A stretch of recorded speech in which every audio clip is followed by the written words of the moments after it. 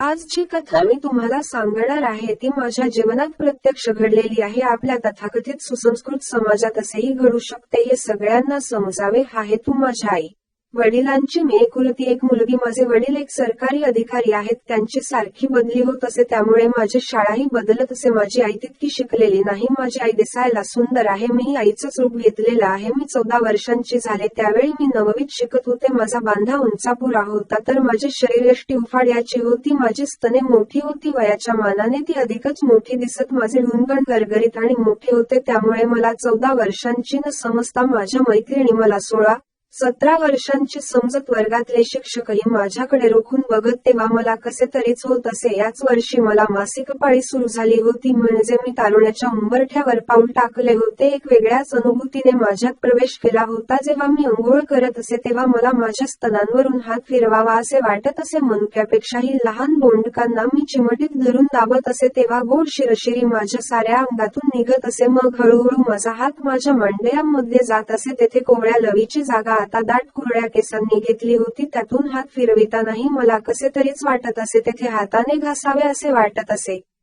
तशी मी अभ्यासात हुशार होते. 7वी पर्यंत माझा प्रथम वर्ग कधीच चुकला नाही. मात्र 8वीला बीजगणित नावाचा प्रकार आला आणि मला त्याची भीती वाटू लागली. काही करून बीजगणित माझ्या डोक्यात शिरत नसे. माझे बाबा सरकारी नोकरीत असल्याने त्यांनाही मला वेळ देणे जमत नव्हते. मी कशीबशी काठावर 8वी पास झाले तेव्हा बाबांना माझ्या बीजगणिताची काळजी वाटू लागली. तसे 10वीला तर चांगले मार्क्स घ्यायचे होते. शेवटी व्हायचे तेच झाले. मी 6माही परीक्षेत बीजगणितात नापास झाले.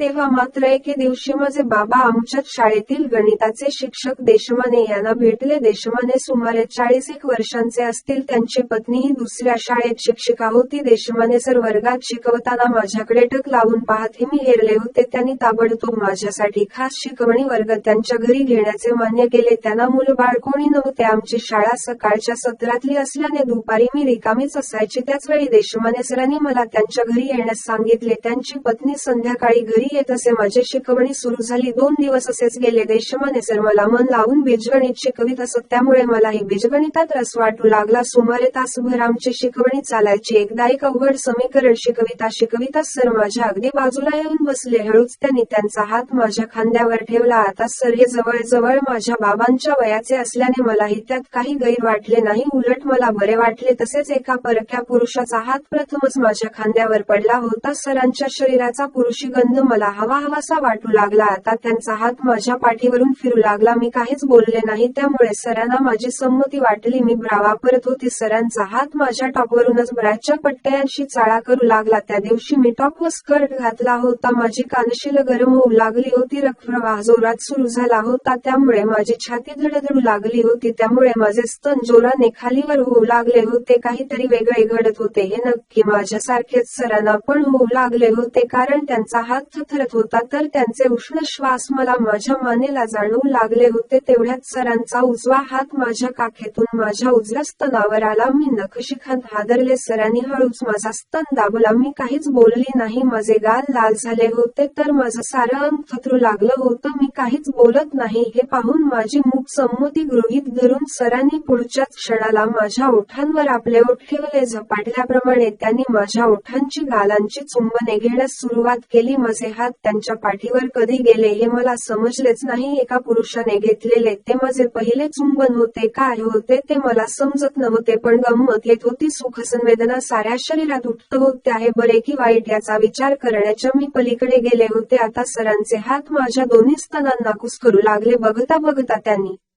माझ्या टॉपची बटणे खोलली आणि ते बघतच राहिले.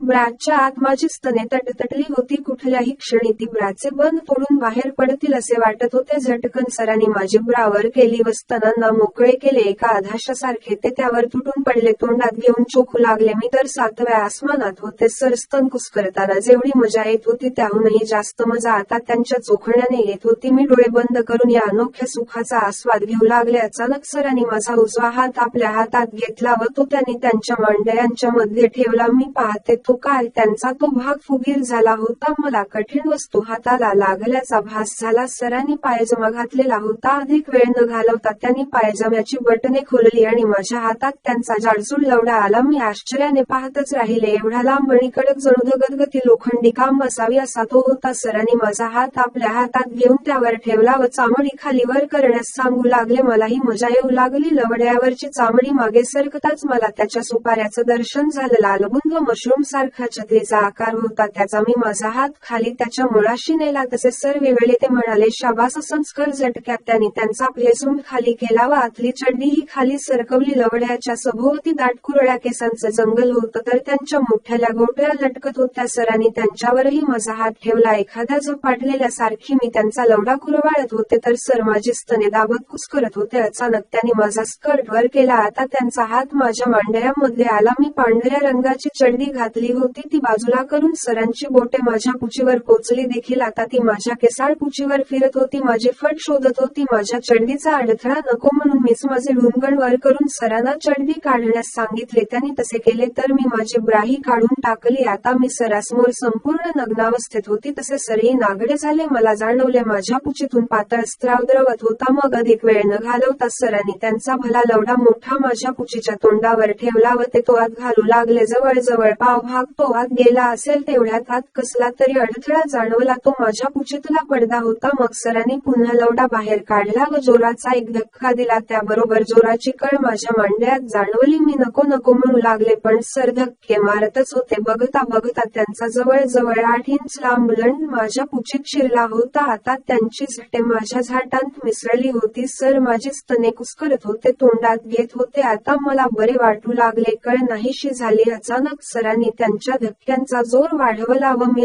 आलो असे ओरडत त्यांनी माझ्या पुचीत आपल्या वेगाच्या पिचकाऱ्या सोडल्या. तसे सर बाजूला बसले व दम खाऊ लागले. मी तर वेगळ्याच नशेत होते. मी सहज खाली पाहिले तो काय माझ्या पुचीतून रक्त येत होते. मी ते सरांना दाखवले तसे सर म्हणाले, पहिल्यांदा असे होते, घाबरू नकोस. ते असेही म्हणाले, झाले ते होऊन गेले, हे तू कुणाला सांगू नकोस. मग त्यांनी एक जुना टॉवेल घेऊन माझी पुची पुसली व आपला लवडाही तो आता लहान झाला होता. अशा प्रकारे मी जवानीचा आनंद काय असतो तो लुटला होता. मग सर पुन्हा माझ्याजवळ आले. माझ्या स्तनांना दाबत ते म्हणाले, देखील खरं सांग तुझं वय काय? मी म्हणाले, सर 15 लागलं असेल तर. सर म्हणाले, मला खरं वाटत नाही. अगं माझ्या बायकोचीही स्तन तुझ्यासारखी नाहीत. खरं सांगू मी तुला पाहिले तेव्हाच मी तुझा एक ना एक दिवस उपभोग घ्यायचा ठरविले. आज ते मला मिळालं. खरंच मी किती भाग्यवान आहे. सर भडाभडा बोलत होते. एक हात त्यांचा माझ्या पुचीवरूनही फिरत होता. अचानक त्यांचा हात माझ्या दाण्यावर आला. मी तो तेथे दाबून धरला. सर काय समजायचे ते समजले. ते आता बोटाने तेथे घासू लागले. मला मजा येऊ लागली. परम सुखाची कारंजी माझ्या शरीरात उसळली. असंच संस्कारा सर मजा येते असे म्हणत मी झडले. आयुष्यातील हे माझे पहिले झडणे होते. त्यानंतर मग हे रोजचे सुरू झाले. मी सरांच्या घरी जाताच ते सरळ मला बेडरूम मध्ये घेऊन जायचे. मग आम्ही दोघे नागडे व्हायचो. प्रथम आम्ही 69 करायचो. सर आपली जीभ माझ्या पुचीत घालून तिला बुळबुळीत करायचे. माझा दाणा चोखायचे. एकदा तर मी त्यांच्या तोंडातच झडले होते तर त्यांचा भला मोठा लवडा मी तोंडात घेऊन लॉलीपॉप सारखे चोखायची.